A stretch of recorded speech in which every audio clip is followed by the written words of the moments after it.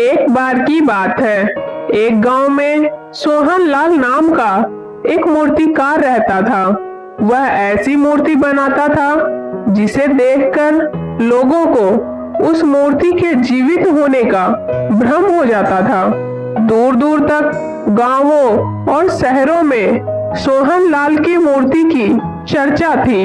सभी लोग सोहन लाल के इस कला के कायल थे, इसलिए उसे अपनी इस कला पे बहुत घमंड था।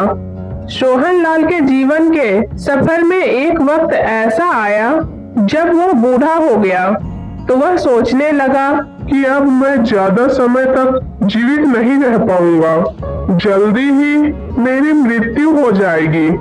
ऐसा सोचकर सोहनलाल परेशान हो गया।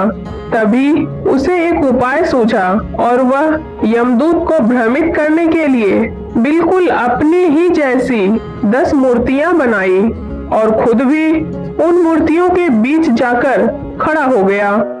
यमदूत जब उसे लेने आया तो एक जैसे 11 मूर्ति देखकर दंग रह गया।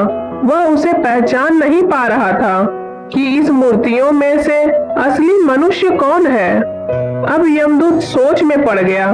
अगर मूर्तिकार के प्राण नहीं ले जा पाया तो सृष्टि का नियम टूट जाएगा, और मूर्तिकार को पहचानने के लिए अगर मूर्ति को तोड़ा तो कला का अपमान होगा। अब मैं क्या करूं?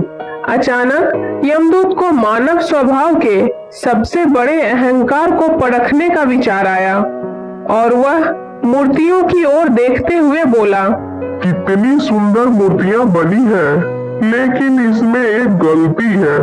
काश मूर्तिकार यहाँ होता तो मैं उसे बताता कि मूर्ति बनाने में क्या गलती हुई है।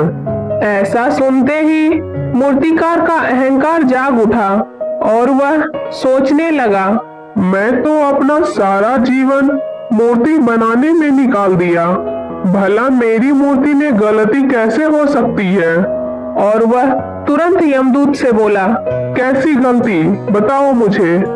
यमदूत ने झट से उसे पकड़ लिया और बोला, बस यही गलती कर बैठे तुम अपने अहंकार में कि जिन बेजान मूर्तियों के बीच तुम खड़े थे वो बेजान मूर्तियां बोला नहीं करते।